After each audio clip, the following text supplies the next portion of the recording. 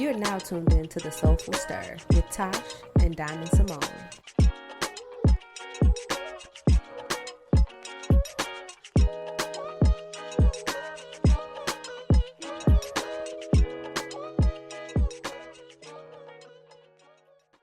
We are live. Let me fix my microphone. Happy Sunday. Happy Sunday, y'all. Welcome to another episode of the Soulful Stir. I'm Diamond Symoné. And I'm Tash. What's good, Tash? Nothing much. Nothing much. I mean, I really don't have nothing good, but I do have an update for y'all. That's crazy because, you know, I knew it wasn't going to last long when I did it. And, me and my daddy ain't speaking. Damn. So yeah, I knew it wasn't gonna last. I just knew it wasn't gonna last when I did it. And yeah, so long story short, essentially, I can't even say nothing really happened. He just got here. He started pissing me off. He was like, we hadn't talked for a few days.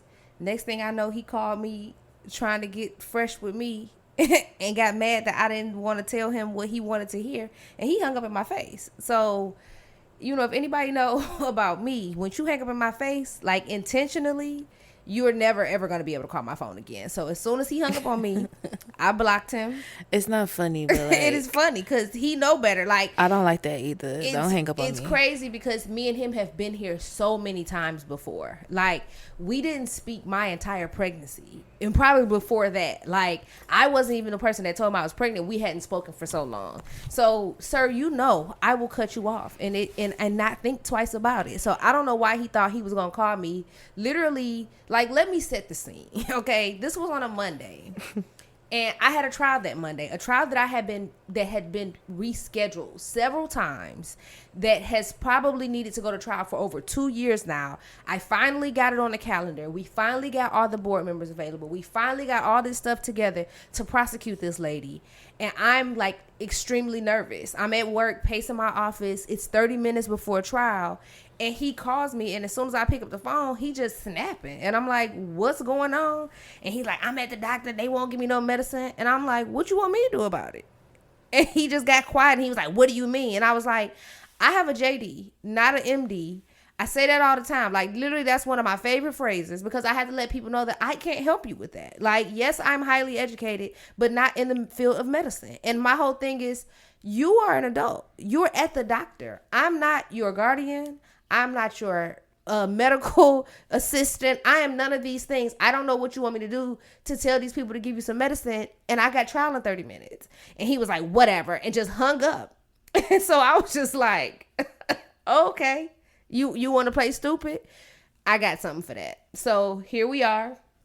It's been over a week, and I've been in bliss because my phone ain't rung because it can't. Yeah. I'm saddened to hear that happened, of course, but I feel that 1000%. It's one of those things that makes me think about what I always say. My emergency is not your emergency.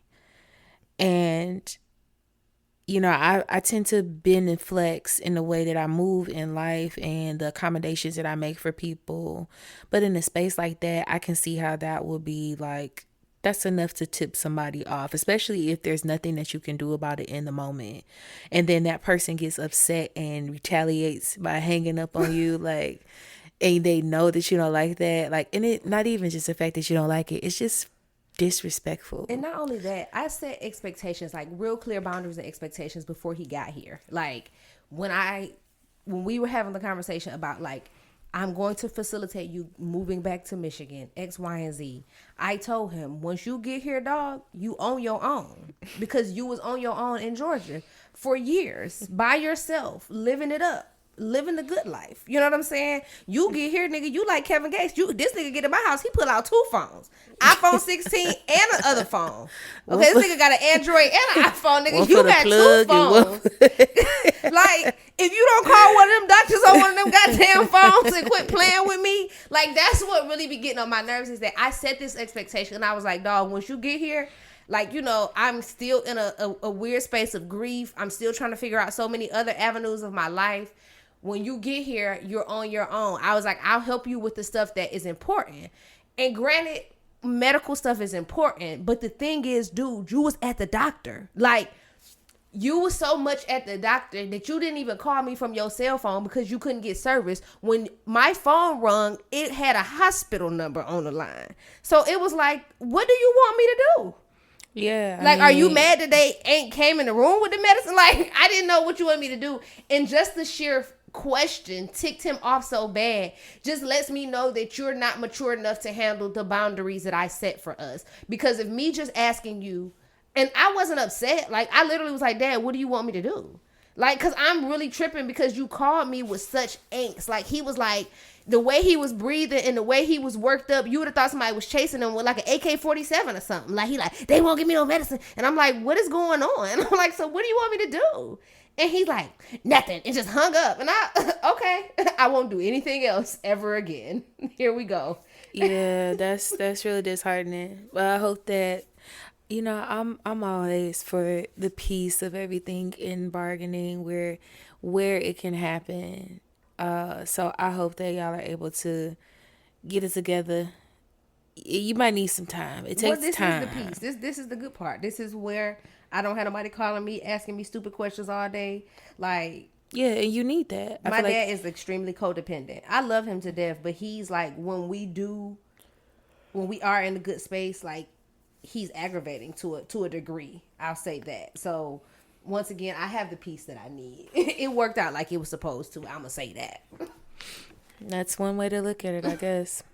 Well, my good news that I like to share is that last weekend I had the joy of taking my recertification course for doula work with a National Black Association of Doulas. And it was amazing. I felt so enlightened and empowered to continue the work that I've been doing in the spaces of birth. And I met some really, really cool dynamic women who are also operating in the same spaces. And so it was refreshing. And it was like, I had a moment where I was like, I'm really doing this. And I feel so at home when I'm working and operating in that space. So that's my good news. The other part of my good news, though, is that I finished my second to last class for my degree. I previously shared that although I walked in May for my master's degree, I had 2 classes to finish this summer because they're only offered in the summer. And I'm part of a small cohort, so we're all taking these last 2 courses together. So I finished my second to last. I have 1 more class to go, and signed, sealed, and delivered. Okay, run me my paperwork, because the amount of work that has gone into getting this degree, the sleepless nights. I mean, I'm honestly, I wish I could just press a button and this next class could be over. Is that bittersweet for you? Like that I'm done with the program? Yeah. That's a good question. I don't feel that no, I don't feel like it's bittersweet. Well, I only asked that because when I graduated from undergrad, I didn't care. It was just like, okay, I'm done. Well, that's also because I knew I was going to keep going back to school. But when I graduated from my master's, I had a very small cohort. It was probably about 7 of us total, maybe 6 at most, 6 or 7. And we did everything together, like socialized outside of school, which is very rare for me, but we socialized outside of school together. We studied together. Like, we went to each other's houses. We did a lot, because we were all, a little far removed. Like, we had all been out of undergrad for maybe 2 or 3 years apiece. And then we went back to get our master's. So we were kind of like in a different space or whatnot. So we all clung together really tight. And then when I was in law school, I kind of was cool with just about everybody because only 75 of us graduated together. But I had a specific group. Shout out to 66 and 2/3. It's me, my friend Teresa, Cole, and Joe. We pretty much did everything together throughout law school. Like, we socialized, we went on trips together. Even after law school, we studied together. We studied for the bar together. We did so much stuff together. And even though they were in a different section than I was, because our law school class was split up into 2 different sections as far as class schedules was concerned. But when I graduated from like both of those programs, I was sad. Like, I felt like a part of my life had ended, only because I think I had immersed myself so much in the experience. Like, not only did we do school stuff together, but we did, personal life together. We did so much stuff, especially in law school, because you're not allowed to work or anything until like the summer of your second year. So we pretty much all hung out during the summer together. Like, all of our free time was together. All of our school schedules were the same. So we did so much stuff together. Like, we had a real weird codependency, so much so that even after we graduated and started working, 2 of them were working at the prosecutor's office. I was working as a public defender. And we like couldn't wait to run into each other at court. It was like we were walking down to each other's offices. It was like real codependent because we had been through that like trauma of school together. So when we ended, I was like sad. Like, Mama miss my friends. So you said a couple of things that I can relate to. Like, the majority of us did have that break in between undergrad and grad school. So that's one thing. I think that I wouldn't say that my cohort is not as codependent on each other.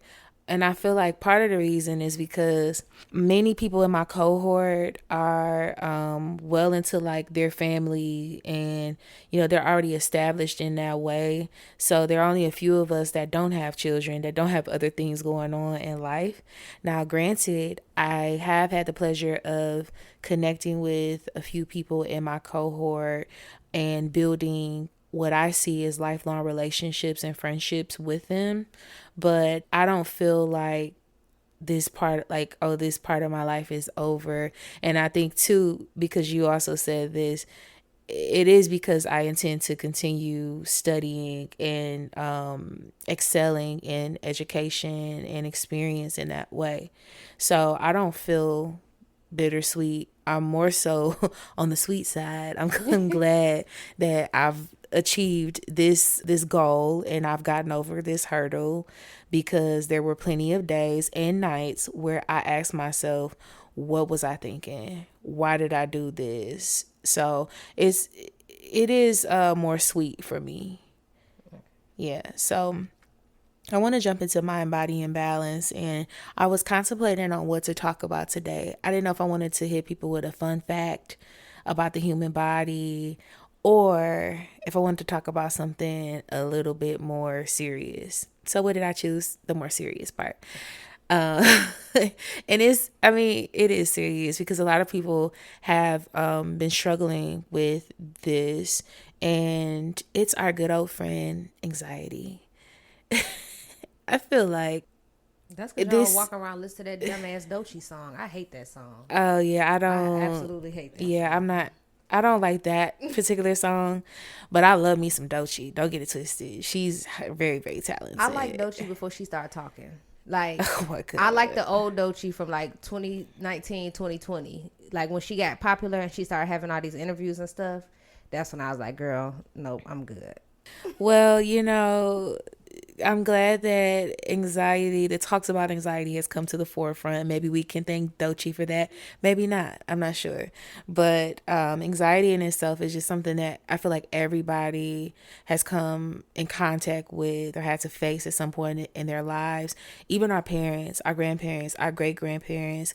But it was not as talked about as it is in modern day society, contemporary culture. We're really bringing it to the forefront. And so what I wanted to talk about is how to navigate anxiety. And when you feel, if you're an anxious person and you feel like your anxiety is getting, out of control, or you feel like you're on the cusp of having an anxiety attack, did you know that putting your hands in bowl of ice water can help to mitigate any feelings of anxiety? Did you know that, Tosh? No, never heard that. It's a really nice common tactic to use to heal your anxious thoughts and really help to redirect those nerves. So by putting your hands in the ice, what it does is essentially confuses the nervous system. So instead of you having all these firing anxious thoughts, it allows your body to redirect those or that energy to your hands, because now it's like, oh shit, my hands are in a bowl of cold water. What do we do now? So I did a little bit of research and came up with this little snapshot of a more formal way to describe what it does. So, using ice could be a helpful technique to manage anxiety symptoms by placing or providing a sensory distraction and engaging the body's natural relaxation response. So, the next time you're feeling anxious, get you a bowl of cold water, put some ice in there, and dunk your hands in there. You just hold them in the bowl for as long as you can stand it, and then just take it out and repeat as needed. So that's a pretty easy way to calm yourself. The other things I wanted to talk about are just a few herbs that you can use, and you can have these herbs in a tea. If you have essential oils and you rather use the aromatherapy approach, then you can use these herbs in that way too. But I really like chamomile, lavender, lemon balm is my jam. I also love holy basil for conquering anxiety or anxious thoughts. Now, honorable mention, valerian root and ashwagandha. Valerian root, if you take enough of it, it will make you sleepy. Like, a lot of people use valerian root to sleep. And for me, ashwagandha is good, but I noticed for myself taking too much of it actually increased my anxiety. So that's something that should be taken into consideration. Now, don't take none of this stuff without consulting your doctor, because we're not doctors, right, Tosh? We have to add that on to this part of the show. But I can just tell you what works for me. So I love me some lemon balm, particularly I have some lemon balm and mint, maybe a little chamomile, and I will usually take it in the evening when I really want to relax and I don't have too much to do for the day. So that's my spiel on mind, body, and balance and anxiety. Well, I'm in the process of trying to regain balance. So I just have an announcement to make during this segment, which is, if by the time you guys hear this episode, most people will already notice and be aware. But I am on sabbatical. I am on a sabbatical. Apparently, it's until August, but I feel like it's probably going to be a little bit longer. I just need space. As somebody that was the only child for quite a long time in my mama's house, and somebody that's a Capricorn and that just likes to be alone, I was extremely overwhelmed in the past 2 weeks because I started to feel like people had way too much access to me. I went somewhere and turned my location off, and I had 3 people say where are you? Are you okay? Your location off. And I'm like, of all days, you know what I'm saying? Why today are you checking my life? And that just made me think, do people really just watch where I go? And that makes me uncomfortable. That makes me very uncomfortable, period. So, once again, coupled along with the stuff that happened with my dad, I just need a break. So when I say I'm on sabbatical from everybody, I'm on incessant do not disturb. I've turned it on when I got back, when my plane landed in Detroit this weekend. I got back from Atlanta. I put my phone on do not disturb, and it's just been there. I haven't taken it off. I literally, when I say I'm on do not disturb, I don't even have the back-to-back calls to get through on. I turn that off because I don't care how many times you call back-to-back. If it's an emergency, call 911. The only person that I even have my notifications on for is my sister, and that's only because my nephew is ill. And I hope I don't have to use it. I hope she don't have to call and tell me nothing bad, but I just need to be alert and abreast in the event that something does happen. I'm just kind of there. Like I haven't deleted my social media accounts, but I have deleted the apps from my devices. So if you trying to DM me, send me stuff, all of that stuff, I can't see it. I can't log on. I can't do none of that. Only thing I still have open and active on my phone is TikTok, and that's because I've been using that mainly for the pod. But I'm just a firm believer in, like, sometimes in order to get balance, when you're too far left, you have to go far right. Like, it's, if you visualize a pendulum, like, it sometimes it has to swing all the way from left to right to land in the middle. You know, like, in order for you to get gray, if you're black, you need to add some white. And so I just felt like I was just too accessible. I felt like people were calling me and I was stopping the things that I needed to do for myself, whether it was for work, like for my mental health, just around my house, just in general, to go help other people, to stop and do research for other people, do other stuff, to appease other people's emotions, assuage their feelings, and do all of this when people were calling because they needed somebody to talk to, when what I needed was silence. And it started to wear on me to the point that others around me started to see that I was, like, highly agitated and highly irritated.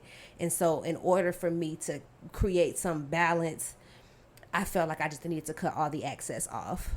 Like, you know, and I'm going to say this in my most lawyerly way to say this, but access to not just me, but people, we have to keep in mind that for whatever reason, social media, the, you know, emergence of better phones with new technology has given us a way to continuously be in access and constant communication with people. And as a millennial, like a true millennial, I did not grow up that way. And this is it to your point, it creates a lot of anxiety when people are calling me saying, oh, can you stop here because I see you at this place? Like, quit looking at my location. Quit. I hate when I'm on my way to somebody and they're calling me and I'm like, you know, I'm on my way there. Like, why can't I just talk to you when I get there? So I'm so used to that, you know, let me call you when I get home from work type thing. And people will get mad, like, you don't even talk to me, you in your car. Okay, but I want to listen to a book, I want to listen to the radio. Like, let me treat my cell phone like a house phone. Let me call you when I get to the crib. So because of that, I felt like because people had too much access to me, people didn't realize that it's a privilege to have access to people. It's not a right. Like, just because we are in community, whether it's platonic friendship, romantic relationship, business relationship, you know, so on and so forth, you don't always have to have access to that person. And that's crazy because I'm at work and my boss don't care what we do. Like, if he call you and you don't call him back for 3 days, he'd be like, oh, finally get a chance to talk to you. Like, he don't care. He don't beat down your emails unless it's something emergent, like, that has to happen because we dealing with a timely court case or something. So if my job is paying me X amount of dollars a year and they don't require this access to me, you know, not saying that I equate my relationships and my familial, you know, my family relationships in dollar amounts, but it's like, that's my job. That's what I'm required to do. And if I'm not required to give up access in that space, why should I be required to give it up in other spaces? You know, I don't have a child that's earthside anymore. So I don't have a situation where I feel like I gotta be by my phone all the time. Like, I'm not responsible for nobody but me. Like, and so with this being said, I just felt like I needed to cut that access off in order to get it back to a place where it's balanced, where people understand, like, she just don't want to be bothered today, and that's okay. Like, it's not anything personal. It's not saying that tomorrow you can call me and start dumping on me tomorrow. It just means today ain't the day. Tomorrow might not be that day either, but you have to be okay in that lack of access as well. So I'm just kind of, you know, and it might end earlier than that, but I'm just in a space where I just need to kind of, like, do me. I need to bask in the silence and, you know, connect to myself spiritually. Like, I feel like I'm losing my way when it comes to certain stuff, and that's only because I have so much, you know, figurative noise around me. So yeah, that's why I'm just creating balance. So if you guys are looking for me, I'm around. I'm just, you know, in another realm. Well, I'm glad that you have taken full autonomy of your life in that way and creating healthy boundaries.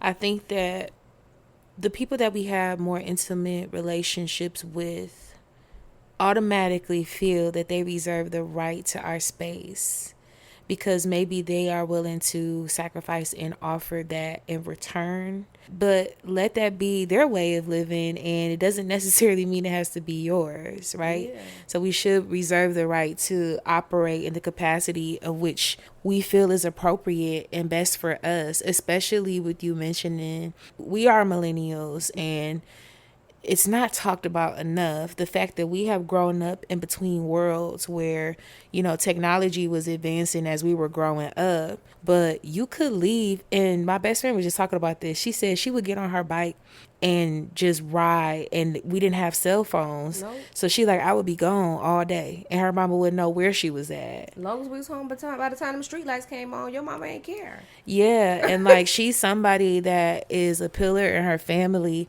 so now her phone rings nonstop, and it's such a contrast to how we grew up. And there's some good things about the advancement of technology, right? That we can say, okay, this is kind of cool. It's helpful in some ways, but this is a way where it's not, because it makes it hard for you to turn it off, where it's like, bro. And then also just for me, feeling like I have to explain myself to people when you don't want to be bothered, like, and it's nothing.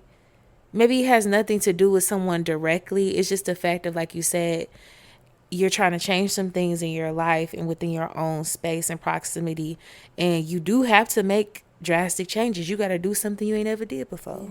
Yeah. If you're trying to get to a different space, and that comes with commanding your own privacy and taking autonomy over your life and how you want to interact with other people.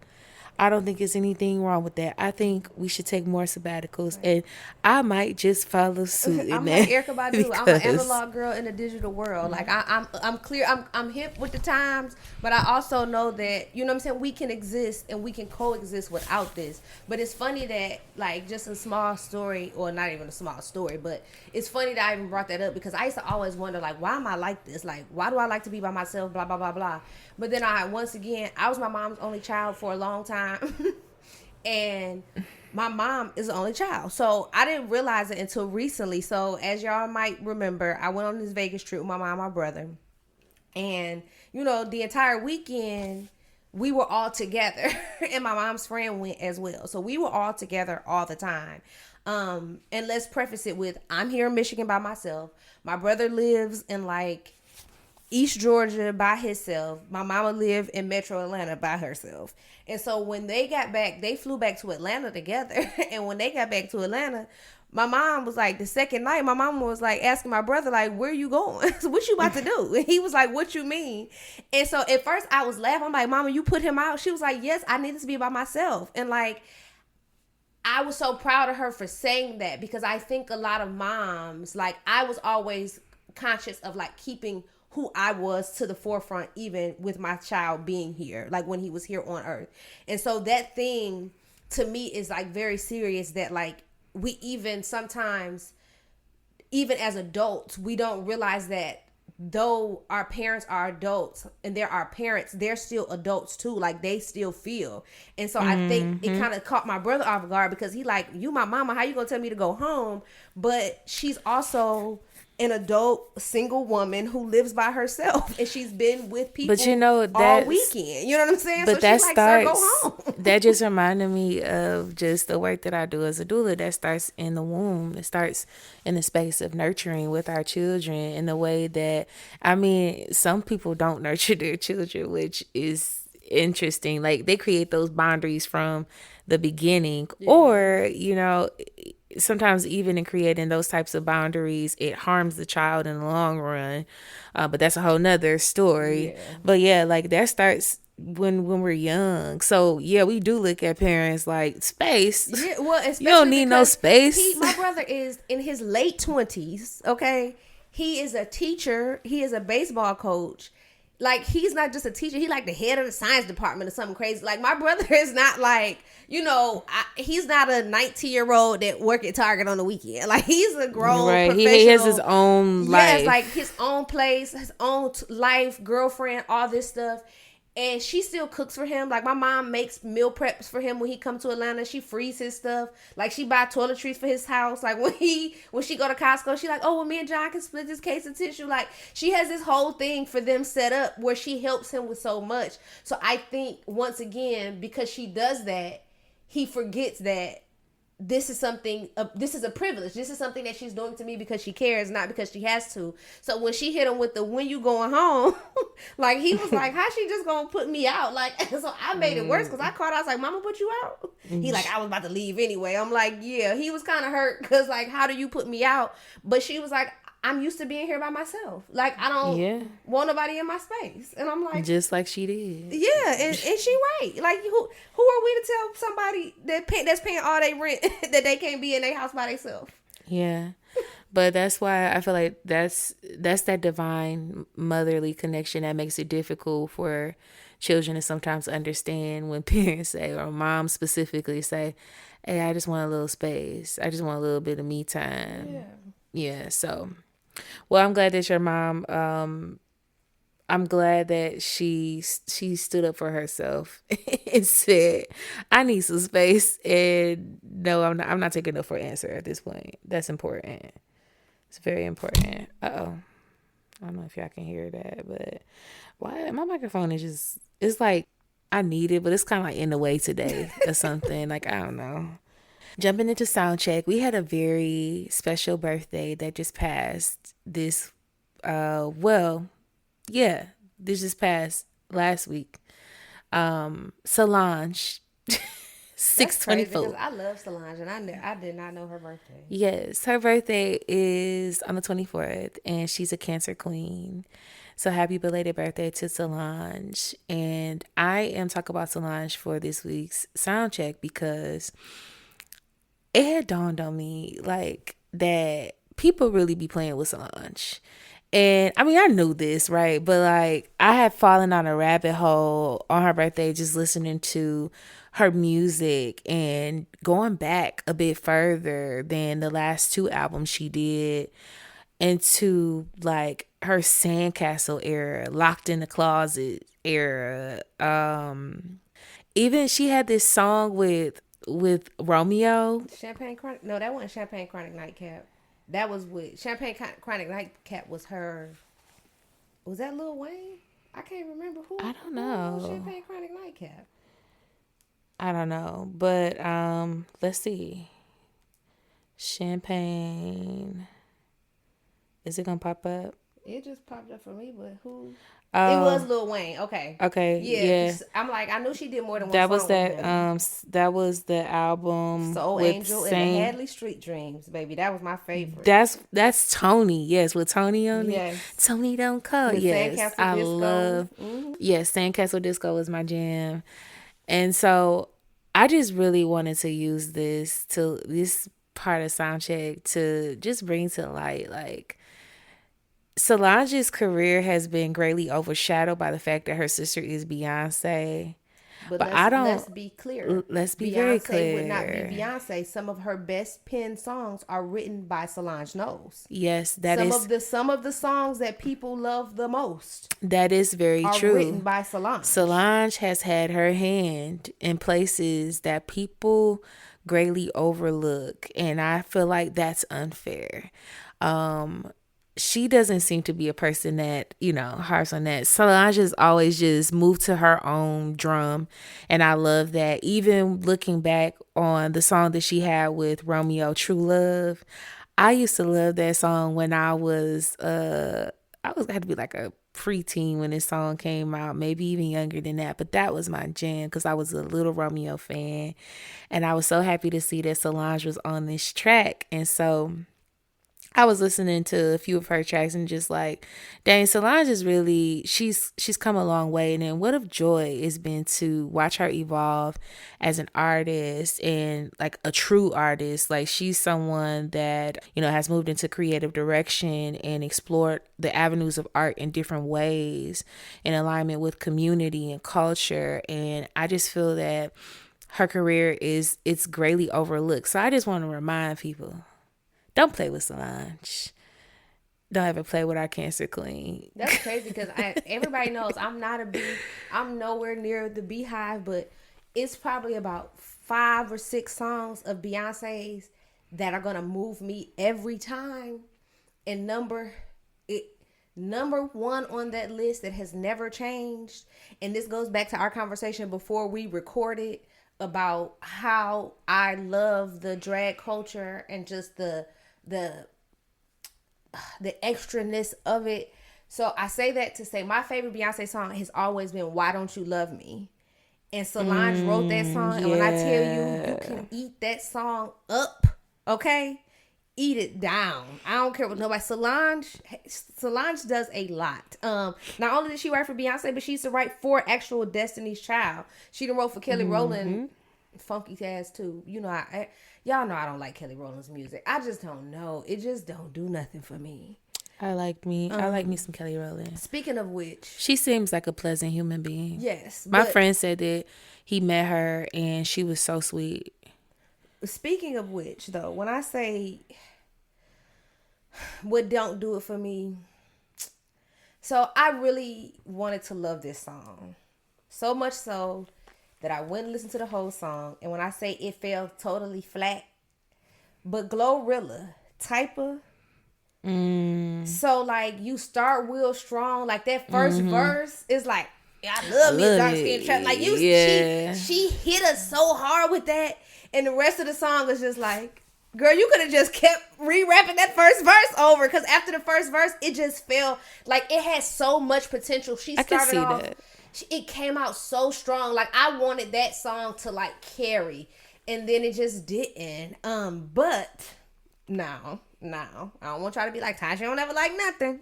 Cause when I tell you Pluto, that pull your skirt up, that everybody doing the TikTok dance to. What's that? We ain't beefing about them niggas. We want them racks.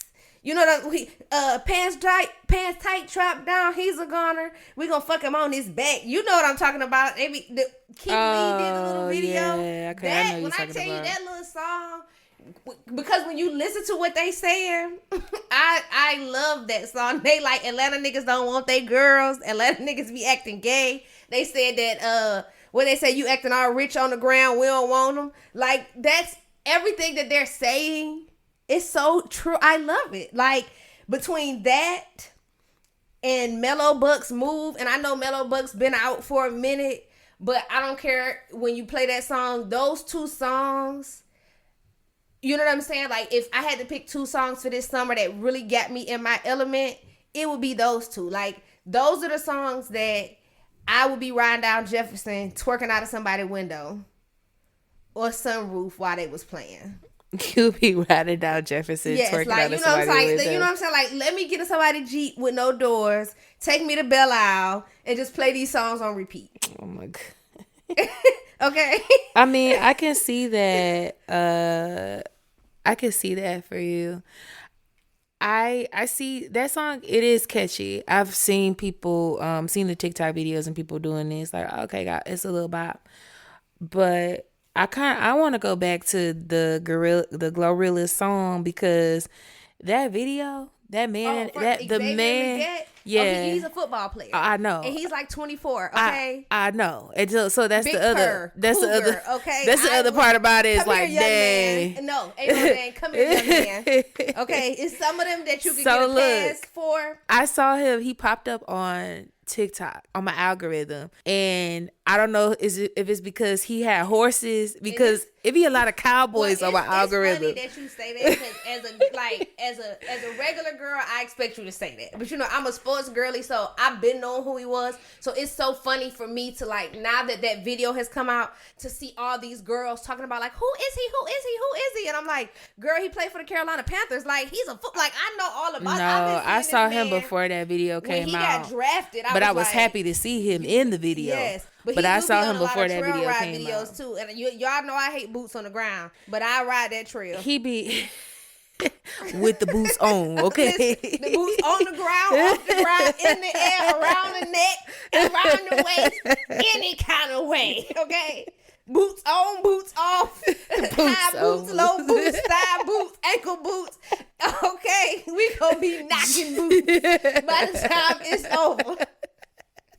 Cause he's just boots. That's how I feel about what's his name too, though.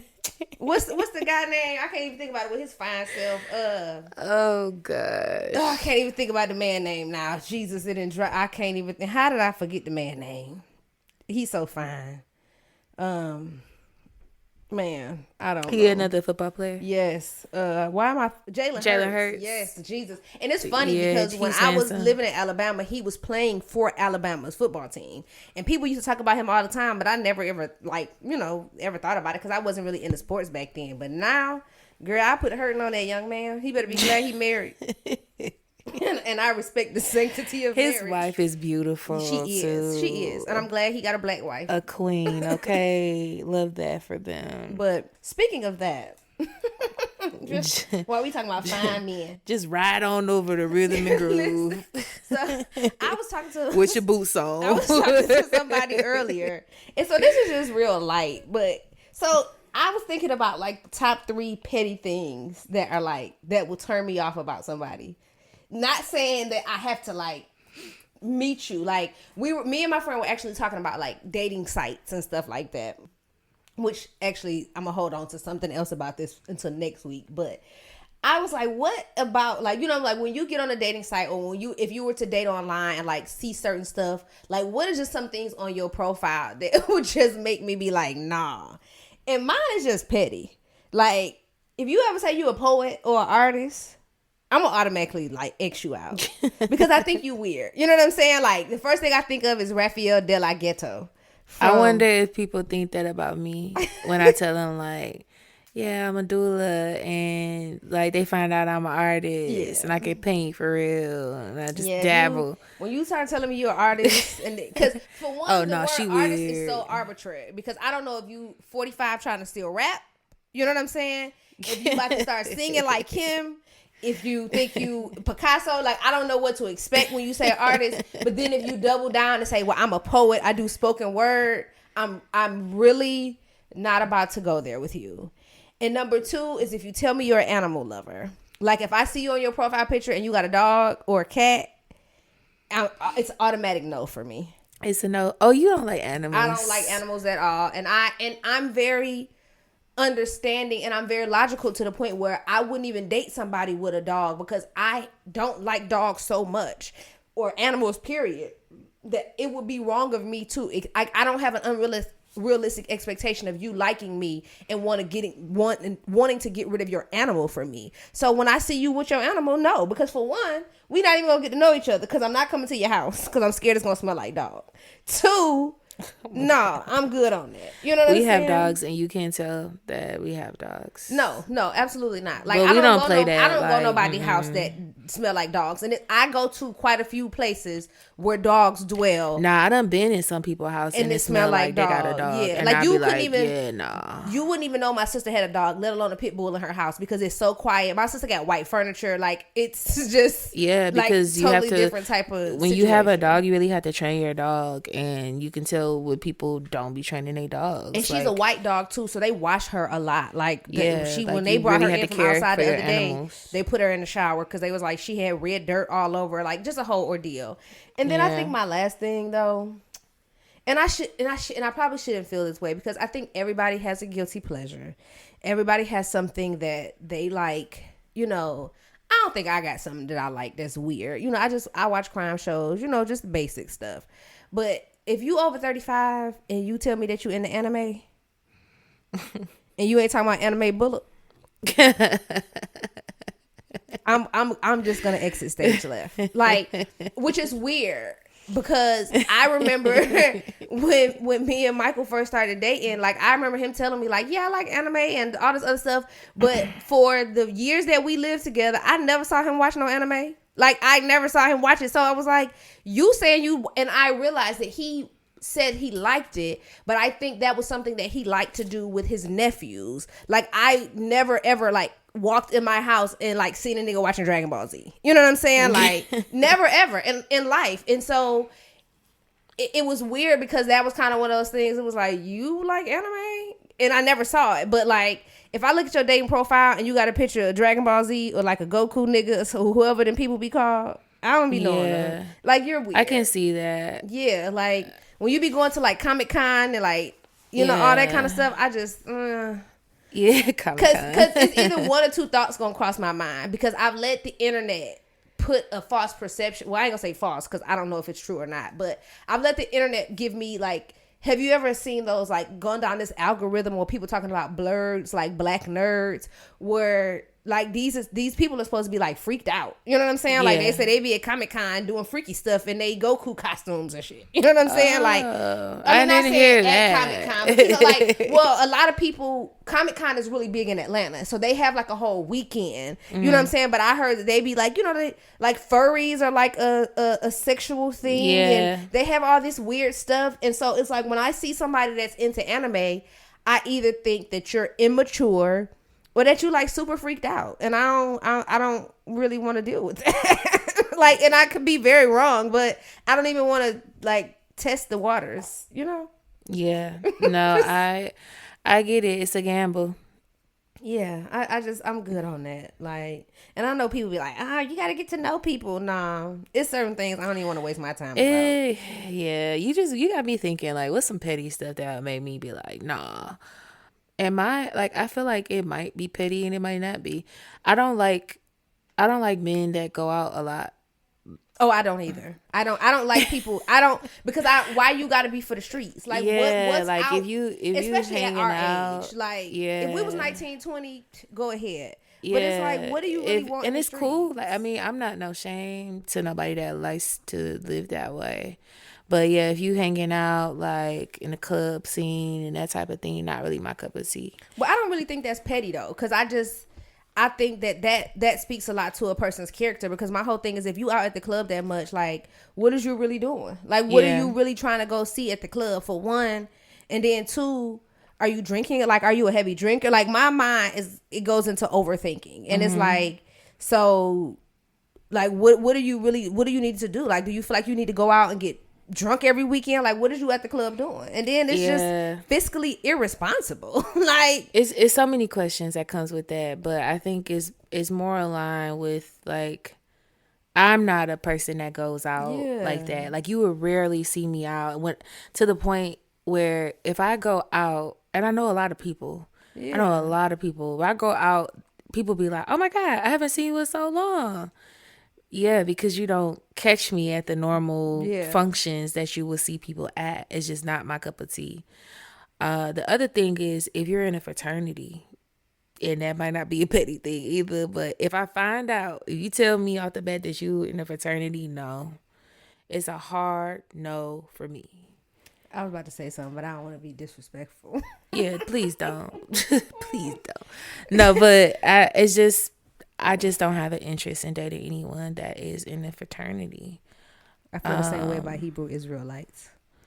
Yeah, so that's probably another thing. That's why I was about to say I don't want to be disrespectful, but I'm just gonna call a spade. Because it's weird that I've ran into two of them back to back in separate occasions. Like, them specifically is funny that you would say that. But I think I don't think that that's a petty thing though, because religious differences come into play when you start to talk about family dynamics and raising children. And if y'all are not on the same accord, that's a really big deal. I ain't calling no nigga my lord, and you ain't about to be oppressing me. in no house. It's very interesting. It's an interesting culture. Like, and I can't say this. Don't, if y'all listening, don't quote me on this. I'm just saying, I got a friend who is a Black Muslim. I have family members, like legit family members who are members of Hebrew Israelites. And I feel like if I had to pick one or the other, I'm gonna throw on a hijab, and I would just rather be Muslim. Like, yes, there's a lot of restriction, but that compared to the other stuff I see, like just the unnecessary aggression, like I've never seen, like when I've talked to Muslim people about Allah and about the Quran, it's a very peaceful conversation. Yeah. When you talk to Hebrew Israelites, when they try to approach you about the Bible, they be aggressive and shit. Like, what God are you serving, sir? You know what I'm saying? Where's the God of peace, the God of grace, the God of mercy? What Bible are you reading, sir? Because they be like, I've never seen them actually just have a legitimate conversation. It's always so much angst and so much aggression and so much oppression. Like, it's like, it's akin to somebody getting out of jail and talking to you about the man. You know what I'm saying? Like, the man don't want me to, like, that's how they talk to you. And I absolutely hate that. I've never had a conversation like that with one. I don't think. One of my exes, I think he's did I ever send you the video of, it was a group of Omegas, they got approached by a group of Hebrew Israelites. And it was weird because like, it was that meme, like, you ever seen the Batman meme where the Spider-Man meme where everybody pointing like which way? Because people was like, well, who's who? You know what I'm saying? Oh my goodness. But the Hebrew Israelites were were very aggressively, pretty much taunting and trying to chastise these gentlemen about being a part of a Greek letter organization. And it was like, you definitely not gonna win me over like that. You know what I'm saying? Like, where's you and I feel like, even if you feel like what you're teaching is just the absolute gospel, you are supposed to present it in a way to me that makes me comfortable. Like, if you already condemning me from a decision I made in my past, like, you know what I'm saying? Like, it's just crazy to me. It's just absurd. And I definitely ain't doing it. But like you said, you're right. It ain't petty, because that's a big deal. Like, a religious difference is a huge deal. Like, and yeah. But, yeah. No, those are the only two things that I could think of. I'm sure there are other things, but right now, those top two things. Don't be going out every weekend, every weekday, every other weekday. Nah, that ain't.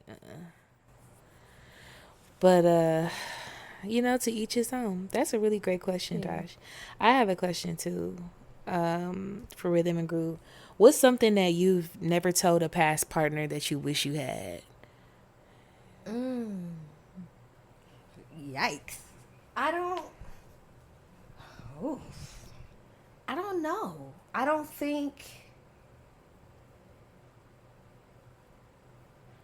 really think that there is one that I need to, or that I would want to say anything to. Because you kind of also know this to be true, but I still have very cordial relationships with quite a few of my exes. And I think over time, once we do come back, because of how my personality is, and I just say whatever, over time, if we do get comfortable enough to be friends again, I'm gonna say it anyway. Like, for example, so we've addressed this person several times on the pod. So the person that I had an alleged illegal incident with, remember the episode when we talked about The End of Time by Justin Timberlake, and I said that he had that as a ringtone. Yeah. Well, this weekend when I was in Atlanta, when we were having conversation, like we were having a drink or whatnot, and I literally said to him, I was like, have you seen that girl yet? Like, whatever happened to her?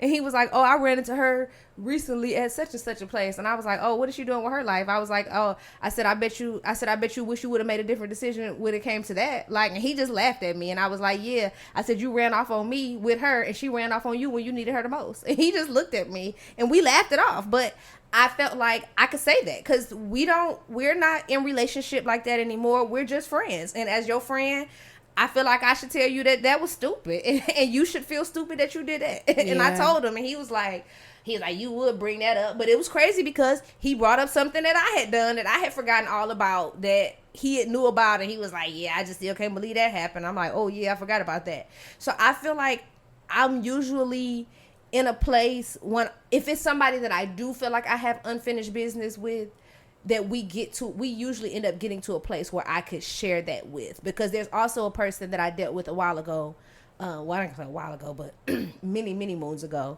and I did admit to him that I don't feel like I treated him fairly, like, you know, and that was as of late. Like, we were just having regular conversation, and I was like, yeah, I feel like maybe I should have done differently when it came to me and you. This episode of The Soulful Stir has been brought to you by Ladybug Organics. Ladybug Organics is a 100% Black woman-owned apothecary. Ladybug Organics offers a host of 100% vegan and organic condition and body oils. Ladybug Organics is known for their Tash Tonic stimulating hair growth oil. It is a 100% organic scalp oil that stimulates hair growth follicles as well as soothes the scalp. They also are known for their Mr. Beard Stuff, which is a highly sought after beard oil for the fellas, as well as their Body Slick body oils that comes in 4 different fragrances. Shop with Ladybug Organics and check them out online at www.ladybug with 2 G's, so that is LADYBUGG organics.com. Also, all of their socials are Ladybug Organics as well. They have a platform on Instagram as well as Facebook, and would love for you to follow as well as shop. So we talked about it, like, and he was very understanding. Like, he, you know, pretty much said that he understood that I had stuff going on, that I was just kind of in a really rough time in my life. And so he understood why I acted like I did towards him and why things didn't go where they probably could have gone. But everything happens for a reason, so I don't trip. But the exes that I don't talk to, I usually just don't have anything positive to say about them. So no, I don't talk to them. But the ones that I'm cool with, we can pretty much have any kind of conversation. Yeah, I feel like if I was put in a position to like talk to my exes or, you know, situationships, it wouldn't be like any bad blood or anything, but I just, for one, I don't know what I would say. And then the other thing is I just try to keep like clear because I feel like they would still try to slide. But you just made me think about what I would say, because I had a situation like that I feel like I mishandled, based on my emotions around the situation, and it was just really bad timing between me and a particular person, and they didn't live here, they lived in another state, and we had a conversation after, you know, a bit of back and forth, and obviously knowing that we had feelings for each other and really deep chemistry. It had been like a long span of some years of which we have known each other and have been in communication with each other and had a really solid friendship. It got to the point where it was like, what are we doing? And he was really honest about the fact that he was unwilling to do a long distance or have a long distance relationship because it just wasn't something that he desired. And me being I probably was like 21, 22 at the time, my 22-year-old self was like, okay, well, I don't want to talk to you no more, basically. and then the other part of it was like, I feel like I had to detox myself like from this particular person because of the proximity of the relationship, and because it was one of those situations where if time had passed, you know, we could go a few months and somebody would pick up the phone and call somebody, hey, I'm just seeing how you're doing, just checking on you type deal. And I just felt like my feelings were too intertwined in a situation, and my feelings were hurt. Like when it was like I asked this question of what are we doing, and it's like, yeah, well, I would love to see where this could go, but you would have to be here, and I'm like, So I feel like but I feel that I could have handled the situation differently than just feeling the need to cut that person off completely, and go about it that way. Yeah. But you live and you learn. I feel like that type of thing definitely comes with maturity and learning how to harness your feelings in a situation and still be able to navigate from a space of expressing how you feel truthfully, but not necessarily feeling like you have to just X somebody out of your life because things don't go the way that you feel that they should have gone. Yeah. So I feel that way. Well, some people, I think it's very important to have the discernment. I know it's different when you're younger because you don't usually have it or think like that. You're just kind of thinking right now in the moment. But as we get older, I think it's back to kind of that point about what we were saying about how I'm like, oh, a lot of my exes like that I was actually in real relationships with, that we can be cool now, but that's because like over time, I will say that we didn't just break up and start being friends on Tuesday. Like, you know what I'm saying? Break up on Sunday, friends on Tuesday. Never happens like that. Oh, no. But we definitely, it was one of those things of having the discernment about, once again, if I should even be friends with you once I get over the breakup or once I get over whatever happened. Because like you said, they even if that's not the initial intention, they still gonna try to slide regardless. Like they gonna say something slick to see if they can get you where, you know what I'm saying? Or even if, you know what I'm saying, they're going to, because by virtue of just reality, they're men. You know what I'm saying? That's what they do. Men are gonna try it, especially if they see an opening. And not saying that, I mean, just to speak on our behalves, I don't think that any man would be like, oh, I'm just so glad I got rid of her. Like, you know what I'm saying? We're good women with a lot of stuff to offer. So any man in his right mind that realized he lost that, he will be stupid to not come back and try to slide. You know what I'm saying? Right. At least try, because you miss half of the shots. You miss all of the shots you don't take. So they're going to try it. True. But I think, it's up to us as women to decide, like, are we going to let them, or are we going to create this boundary where we saying, listen, we cool, but we not going to go past this point. And we cool, but we ain't that cool. Yeah, we cool. Listen. We ain't going to never be that cool. We ain't going to never be that cool no more. Like, partner. We straight, but that's it. You know what I'm saying? We where we are. This is good enough. The bus stops here. We copacetic. we gonna keep it neutral. Yeah. But yeah, so I think that's just something that it happens over time, because like how we talk about, our parents, our moms still, being cordial, or, having respect for our dads, all of that stuff after the fact. Once again, that comes once you get older. It's kind of like, I left you for a reason. You left me for a reason. Ain't nothing like we ain't got to try it. You know what I'm saying? I'm gonna try it if you let me, but we don't have to have bad feelings towards each other. You know what I'm saying? We can coexist in a space, and it still be, light and not bring up old hurt and old wounds. And I think it just takes time, and everybody has to kind of know themselves to know, like, when they're at a space where they can do that. Yeah, no, that's true. And I was not at a space to have that mature of a conversation. And again, like, I was just impulsively like, damn, that really hurt my feelings. Yeah.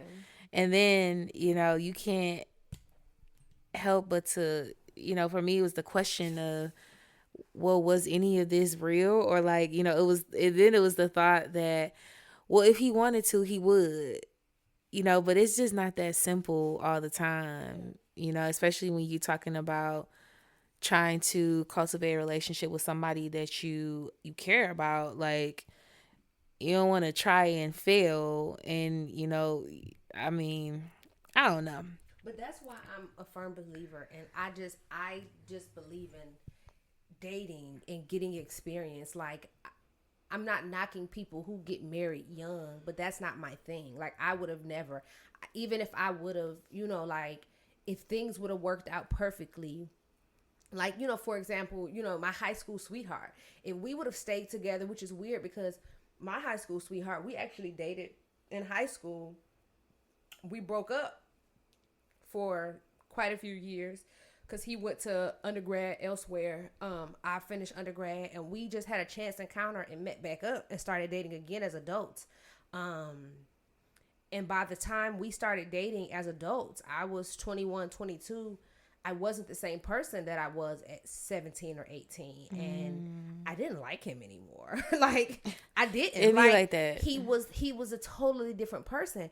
But, you know, to be completely transparent, he had went to jail for a little bit, like for a year or two. Like, stuff had just been like, he didn't ever finish school because he went away to school, but he didn't finish. He went to jail. And so when I met him, when I like bumped back into him again, it was like after he had some extreme life changes and challenges, and I had gone through college and all kind of different stuff, and it was just a weird space. And we attempted to date each other for like a few months, like on a serious level, like talked about being married and all kind of stuff. And then I was like, I don't like you. Like, you're immature. Actually. So I say all of that to say, like, if things would have hypothetically gone the way they're, you know, quote unquote, we expect them, like, you know, we would have been in high school, we would have went to college together and got married and all of this other stuff, I would have been divorced by now. Like, I would have been divorced with a whole bunch of drama, a whole bunch of baggage, because I was trying to get married young. Like, I feel like you don't really become who you are or who you're truly going to be until you're probably about 30 or so. And I agree with that, with what you're saying, because at 22, because I had an extensive relationship and friendship with this person, it was the thought for me of like, is this your forever partner? Yeah. But at 22, I don't feel like I had any business making that decision. I didn't know who I was wrapping up undergrad. I had just crossed, you know, it was, then so much unraveled after that in my life that challenged my thoughts of what I was so sure of. And, it essentially forced me to grow in a different way into womanhood that I don't know if I would have experienced had things worked out the way that I thought or felt it should have in my fairy tale mind. Yeah, and the things that you want and your expectations in a partner are just different once you grow up and you find yourself. Like, for example, just to tie all of this in, that's crazy. Like, just the people I've met. Well, just all the stuff from this episode that we've talked about. Like, so the guy I dated in college, like how you were saying you don't necessarily like somebody who go out a lot. You know what I'm saying? You don't want nobody in a fraternity. I feel like that too. I can wholeheartedly say I'm not going to double down so much on the fraternity part, but I don't want somebody. I want my man out of the way, untouchable. I'm tripling down on it. I Quadruple. want my man out of the way and untouchable. But when I was 19, when I was 20, when I was 21, my boyfriend was a well-known street pharmaceutical not connoisseur because he wasn't using them. He was a street pharmacist, and he was known in 5 or 6 different counties. Like, people saw my car, they was like, oh, that's his girl. And I love that. I love that I could go in the hood and people would know that I belong to him. Like, don't touch her. She ain't this. He gonna do this. The guy that I dated, like on and off around that time, that actually went to college with me. I went to Georgia State. Georgia Tech was right across the street. The AUC was around the corner. The guy that I dated then, he was like a well-known fraternity member amongst all these campuses. Like, all these people knew him. He was a party promoter in Atlanta. I love the fact that I was attached to somebody who everybody knew, who was on the scene, somebody that was you like cool, people with status, somebody that was popular. Now I don't. Yeah, and I don't want to marry a man who everybody who everybody feels like they have to have access to. I don't want to be in a house with a man who phone ringing all day and all night. I don't want to do that. Like, that was cool then. It was cute because it was getting me into parties. It was getting me into this and this and this. But now I don't care about that stuff. Like, the man I want to marry, I don't want you to be somebody that feel like, and it's crazy because that guy, the college guy, he's still into that kind of stuff to this day. He is still promoting parties, and every time I see him on Instagram, he got flyers here and there and all of this. And I'm like, sir, we're about to be 40. Like, you a year older than me. So if I'm about to be 38, that means you just turned You about to be 39 in September. So that means we're too grown for you to be gallivanting around Atlanta throwing parties.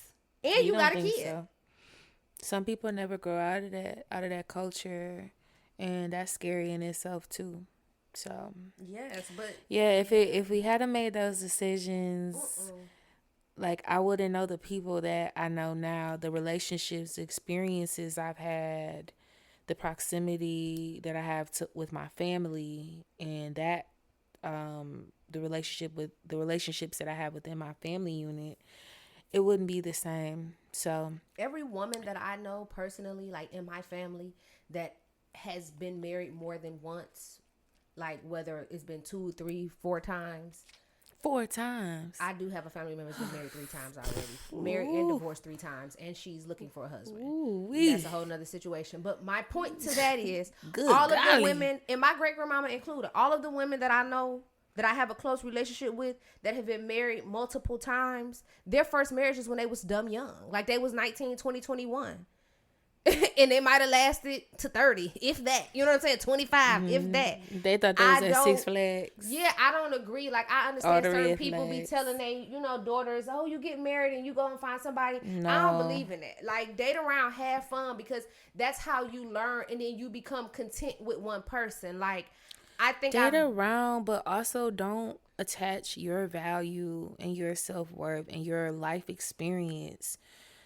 Don't equate that with the need to get married to anybody. No. Because it just might not be a part of your journey and why you are here. Which is why. And if you attach yourself and your value to that, you can wind up in a dangerous situation where you're with somebody who is no good for you, who doesn't see your worth, who abuses you, or you end up in a situation where you're incredibly unhappy because maybe this didn't happen for you, and you allow people to make you feel like it was supposed to. Yeah, because I've seen a lot of marriages like that where people are literally in marriages to say they're married.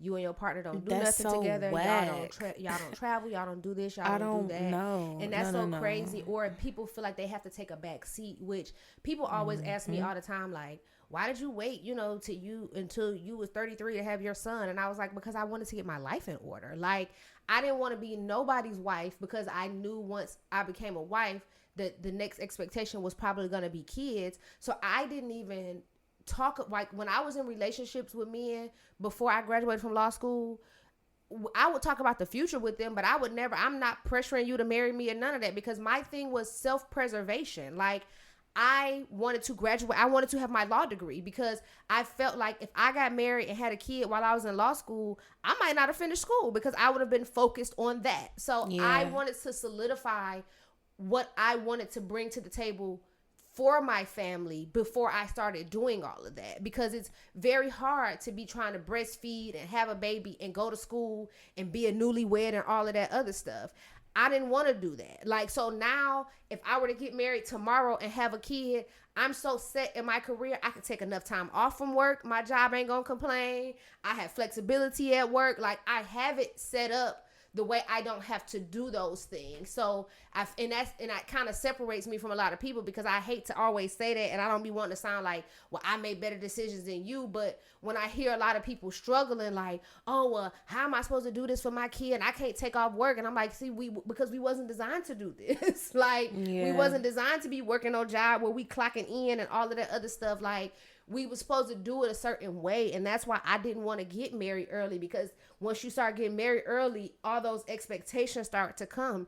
And the only thing I wanted and I expected for myself was to get an education and to have something of worth and value for me. Like, I didn't want to only be Mrs. So-and-so. You know what I'm saying? Like, now I laugh, because I'm like, technically who I marry, we could be Dr. and Mrs., baby, because I have a JD. Okay, I am a Juris Doctorate. We could be something different. Like, I don't want to just be a Mrs. Yeah. No, I mean, that's a whole nother conversation for another day, because it gets into the nooks and crannies, the granular details of navigating a relationship. And we're going to talk about that. We don't have the time today. We don't today, but we're going to talk about that, because I do want to discuss, like, I could do a whole episode on the dating dynamics in law school. Like, that's a big thing. People don't realize that professional school dating dynamics are crazy. Yeah, I mean, and I feel like in college in general, and it varies from culture to culture. So that's a whole nother story. But we want to thank you guys again for tuning in to another episode of The Soulful Stir. Check us out on TikTok, on Instagram, and YouTube. Stream these episodes on YouTube. We are trying to get our streams up on that platform. And not only just listen, but please subscribe to the channel as well. Yeah, subscribe to the channel and comment, engage with our content. It helps us to grow. And speaking of growing as a community, we are finally on Facebook. We have a Facebook group that we just launched, so we'll be posting content there and just really cultivating new conversation, hopefully new connections and relationships amongst group members on Facebook. So we'll send out some invites to get things started and then just let it flow from there. But did you have anything, Tash, for the scoop? Nope, I don't. All right, well, this has been another episode of The Soulful Stir. Later and out. Talk to y'all soon. Bye.